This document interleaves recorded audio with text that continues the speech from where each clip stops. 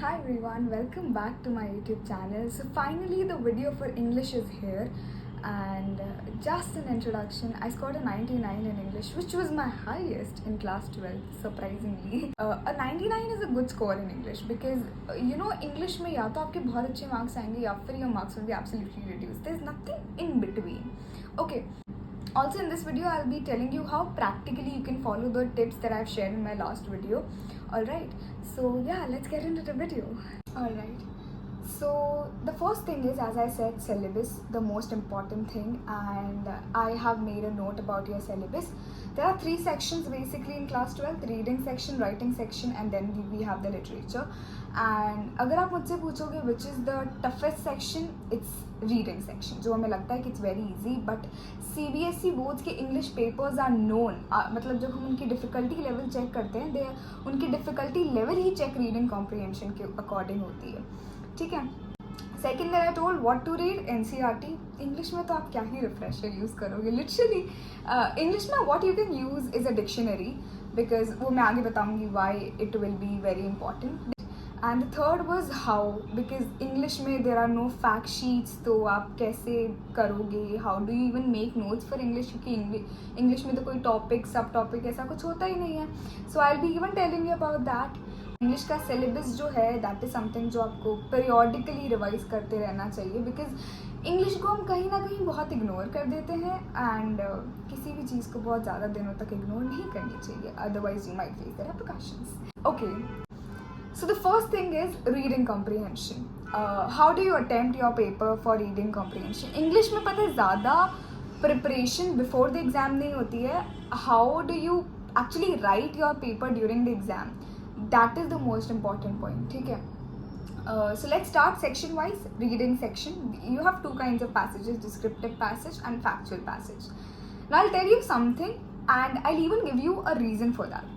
आपने बहुत सारी वीडियोज़ एंड ऑल में देखा होगा, इवन मैंने भी देखा है कि अनसीन पैसेजेस को सॉल्व करने के 2 तरीके होते हैं. Either you read a passage and then attempt the questions, or you read the questions and then you attempt the passage. Generally लोग ये बोलते हैं कि आप पहले क्वेश्चंस देख लो, सो दैट आपको जब आप पैसेज पढ़ रहे हो तो आपको पता चल जाए कि आपको पैसेज में ढूंढना क्या है. I'll tell you कि both the options you have to use. Descriptive passage जो होता है, it is basically that passage जिसमें आपको थोड़ा सा ब्रेन यूज़ करना पड़ेगा. In that passage you will have to analyse, you will have to think, you will have to rethink, you will have to make your own judgement of that particular line. Descriptive passage में आपको मतलब समझना उस passage का, ठीक है.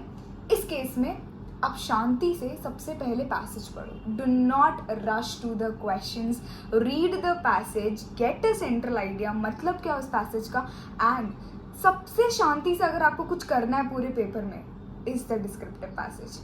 Descriptive passage is clear, सबसे पहले पैसेज पढ़ना है, देन क्वेश्चंस रीड करने हैं. Now the second kind of passage is factual passage. Factual passages में क्या करना है, फैक्चुअल पैसेजेस में सेकंड ऑप्शन यूज किया जाता है, to read the questions first and see कि पूछा क्या गया है, and then go back to the passage and find them out. अब ऐसा क्यों कह रही हूँ मैं, फैक्ट है, फैक्ट चेंज नहीं हो सकते. My opinions can change, but fact cannot change. There is a statement true and false, and the statement is that X person shares are higher than Y person's. That is a fact. आपको बस वो jot down करना है passage के अंदर, and you have to say true or false, ठीक है. So इसलिए हमेशा factual passage में do the questions and then the passage, which will help you so much. Something I was really scared of was reading comprehension, and something that I was really proud of was that मेरे reading comprehension में marks नहीं cut रहे हैं. Take any random passage and solve every day. Literally, it will do magic to you. It will do magic to you. I hope reading comprehensions are clear. सबसे ज़्यादा काम आप reading comprehensions में रहो, ठीक है. Let's come to the second factor, which is writing section. करना नहीं, it is called creative writing, but I tell you how it's not इतना ज़्यादा क्रिएटिव, ठीक है. पहला नोटिस होगा, नोटिस का फिक्स्ड फॉर्मेट होता है. राइटिंग सेक्शन में one thing that you need to be very sure is format. Format में इतनी सी गलती होगी सब खत्म हो जाएगा. Second thing that you need to be very sure is, कोई बहुत एक्स्ट्रा वेगेंट से बड़े से बहुत हैवी इंग्लिश, तुम्हें लगता है कि जितनी अच्छी इंग्लिश लिखूंगा उतना ज़्यादा इंप्रेशन पड़ेगा, राइट सिंपल वर्ड्स, पर उनकी स्पेलिंग्स एकदम सही होनी चाहिए, उनकी ग्रामर एकदम सही होनी चाहिए. तुम्हें लग रहा है कि मेरी सेंटेंस की फ्रेमिंग ये होनी चाहिए, it will make it look more good, but you are not sure about the grammar of that sentence. Write a simple sentence. It's not important to बहुत ज़्यादा हाईलाइट कि मेरे को बहुत ज़्यादा वो क्या आती है, if it's you don't know the spellings और you don't know their accurate grammar usage. ठीक है, तो इस राइटिंग स्किल्स बहुत ईजी है अगर आपको करेक्ट फॉर्मेट पता है, अगर आपको स्पेलिंग्स पता है और आप ज़्यादा इंटेलिजेंट बनने की कोशिश नहीं कर रहे हो तो. ठीक है, I don't know if I should say it out loud, but English is the subject that we all look forward that can improve our what do you call results. ठीक है, literature. Firstly I tell you how to read the chapters, then I tell you how to attempt the questions. ठीक है, how to read the chapters. सबसे पहला चीज, अब fact sheet क्या बनाओगे इसके अंदर, हर चैप्टर का जो राइटर है, हर पोएम का जो भी पोएट है, उन सबके नाम. This is your fact sheet for English. इसके अलावा इंग्लिश में कोई फैक्ट शीट नहीं होती, ये मिस नहीं होनी चाहिए. अगर एग्जाम में नहीं भी पूछेंगे, this will basically help you to add on some value in your answers. जब आपको कुछ ज़्यादा पॉइंट्स नहीं आ रहे हो, ये वाला पॉइंट अगर आप घुसा दोगे तो एग्जामिनर भी लोग क्या पढ़ के तो आया ये इंसान. ठीक है, चैप्टर कैसे पढ़ना है, सबसे पहले समरी. आपको पता होना चाहिए बड़ा कि इस पूरे चैप्टर में चल क्या रहा है, लाइक हो क्या रहा है, कौन क्या है, कौन क्या नहीं कर रहा है, कौन कौन सी स्कूल जाता है, कौन क्या कर रहा है. You should just know the basics. ठीक है. Second is character sketch. थोड़ा सा टाइम लगेगा, but the amount of help it will do in your exam, mind blowing. Character sketch, छोटे से छोटा सा कैरेक्टर भी क्यों ना हो. जैसे फॉर एग्जाम्पल जो लास्ट लेसन चैप्टर है उसके अंदर मेन कैरेक्टर्स कौन है, the head, the teacher and Franz. ठीक है, लेकिन you should even make character sketch for those post masters, for those people who were sitting at the last bench giving honour to the teacher. समझ रहे हो. पहले आप क्या करो, जब आप चैप्टर पढ़ रहे हो, जितने भी आपके कैरेक्टर आ रहे हो उन सबका नाम लिख दो. ठीक है, चैप्टर पढ़ लिया, समरी ब्रेन में आ गई, अब बैठ के उनके अंदर क्वालिटीज लिखो. मैं लाइफ में लोगों को जज मत करो, जस्ट जज दोस कैरेक्टर्स. ठीक है, कि फ्रांस कितना अच्छा है, फ्रांस अच्छा नहीं है, फ्रांस में एरोगेंस है, फ्रांस में एरोगेंस नहीं है, इन सारी चीज़ों के बारे में मेक कैरेक्टर स्केच. और एटलीस्ट 2 से 3 एडजेक्टिव्स जो हैं हर कैरेक्टर के लिए ढूंढ निकालो. वर्ड मीनिंग, मैं अपने पर्सनल एक्सपीरियंस से बता रही हूँ. I got my 1 mark reduced in synonyms antonyms. ठीक है, आपको एक बात बताऊँ, सारे के सारे वर्ड्स जो हैं वो आपकी दोनों बुक्स में से, मेन रीडर और सप्लीमेंट्री रीडर के अलावा कोई कहीं से नहीं आते. अगर आपको उन दोनों बुक्स में जितने भी वर्ड्स उन सबके मीनिंग पता है, you are just so lucky, because आप सारे के सारे सिनोनिम्स और एंटोनिम्स कर पाओगे जो भी आपके एक्सट्रैक्ट्स एंड ऑल में आ रहे होंगे. ठीक है, सो वर्ड मीनिंग्स का ध्यान रखते रहें. आप कोई भी नया वर्ड पढ़ो, अंडरलाइन दैट वर्ड और बुक में ही पेंसिल से उसके ऊपर लिख दो व्हाट वाज द मीनिंग. ठीक है, this is expressions. For example there is this line where there is a character called X and that X आपको लिखा हुआ मिलता है, I'm really disappointed with you. And now CBSE is going to ask कि what do you think are the expressions. अब ऐसा भी हो सकता है कि अब आप इसमें ना आपको रेफरेंस निकालना पड़ेगा कि यहाँ तो I have shown my expressions. ठीक है, I'm really disappointed by you. I'm really disappointed by you. ठीक है, तो अब फॉर एग्जाम्पल एक्सप्रेशंस नहीं पता, तो आपको क्या पता उसने गुस्से में बोला I am really disappointed by you, या he was actually disappointed, he was sad और he was frustrated. What do you think was the expression. ठीक है, तो ये जो सारी चीज़ें हैं ये आपको हर लाइन के अंदर मेंशन करनी है. जितनी बार भी आपको कोटेड वर्ड्स मिले, प्लीज़ एक्सप्रेशंस ढूंढ लो. What do you think would have been the tone. Expressions is equal to tone, कि जब ये स्पीकर है जब ये बोल रहा होगा उसकी टोन कैसी होगी. सो आपको पता है जब आप ऐसे पढ़ोगे आपको थोड़ा इंटरेस्ट भी आएगा, बिकॉज आप साइमल्टेनियसली उस टोन के अकॉर्डिंग बात कर रहे होगे. ठीक है, देन वैल्यू पॉइंट्स. हर चैप्टर के वैल्यू पॉइंट्स होते हैं.